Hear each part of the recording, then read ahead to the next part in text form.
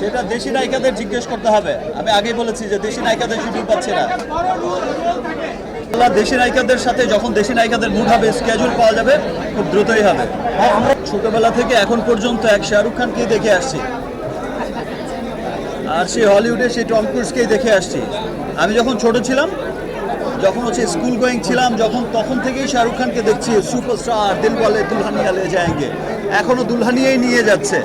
আমরা তুফান টু গল্প শেষ করতে চাই ভাইয়া। তুফান টুর আপডেট জন্য আমরা শেষ করতে চাই। Megastar always megastar.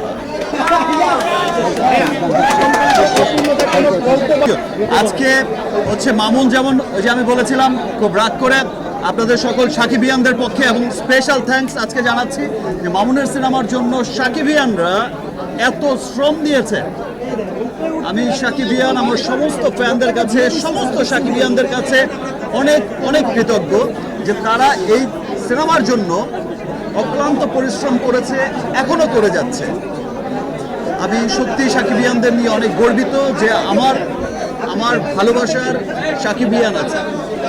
আর ছবিটা আসলে সত্যি আপনারা যারাই দেখেছেন যে মামুন অনেক দরদ দিয়ে ছবিটা বানিয়েছে, ও সর্বাত্মক চেষ্টা করেছে। দেখেন, মামুন যখন দরদ বানিয়েছে, তখন আজকের যদি আপনি বরবাদের কথা চিন্তা করেন, সেই বাজেট কিন্তু মামুনের ছিল না।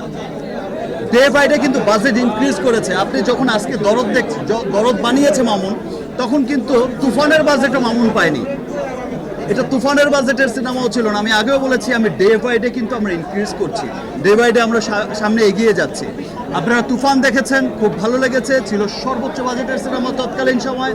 আপনারা যখন বরবাদ দেখবেন সামনে, বরবাদ দেখে বলবেন ওয়াও, এ কি দেখলাম, সেটা মনে হবে যে তুফানের চাইতে ডাবল বাজেটের সিনেমা। আবার বরবাদের পরে যে সিনেমা দেখবেন, সেটা মনে হবে ওয়াও ম্যান, এটা কি দেখলাম, এটা তো আরো অনেক বড় বাজেটের সিনেমা। লোক, একটা সময় ছিল যখন দেবদাস হয়েছিল বলিউডে 50 কোটি টাকা দিয়ে, তখন আমরা সবাই পাগল হয়ে গেলাম, পুরো বলিউড অস্থির হয়ে গেল। 50 কোটি রুপিতে সিনেমা, আর আজকে 1000 কোটি রুপিতে তাদের সিনেমা বানায়, বিজনেস করে তারা হাজার হাজার কোটি রুপি একটা সিনেমায়। তো সেই 50 কোটি কিন্তু এখন খুব ছোট্ট অ্যামাউন্ট হয়ে গেছে, সেই 100 কোটি এখন একটা স্টার রেমুনারেশন হয়ে গেছে। ইনশাল্লাহ এমনও একদিন আসবে যেদিন মনে হবে যে তুফানের বাজেট যেমন বরবাদ ক্রস করেছে, বরবাদের বাজেটও মনে হবে খুব ছোট্ট বাজেট ভাই একটা সিনেমার জন্য। ইনশাল্লাহ আমরা সেই দিনের অপেক্ষা করছি, এবং সেই দিনের জন্য গ্লোবাল মার্কেটের জন্য, পুরো ওয়ার্ল্ড মার্কেটের জন্য আমরা কাজ করে যাচ্ছি, আমরা কাজ করে যাব।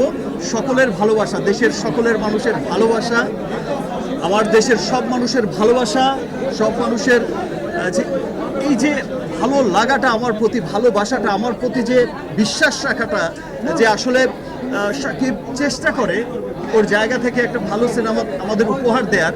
এই যে দেশ বিদেশে রিলিজের প্রথম দিনই যে সবাই এই এতটুকু বিশ্বাস করে, যে আমাকে বিশ্বাস করে ছবিটা দেখতে যায়, এটা আসলে আমার কর্তব্য।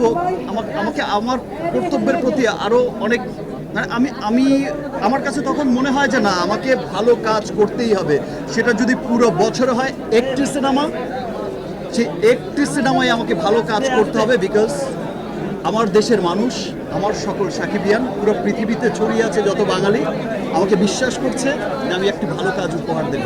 আমি আমার সর্বোচ্চ দিয়ে চেষ্টা করে যাব। থ্যাংক ইউ, আবার দেখা হবে। Thank you everyone.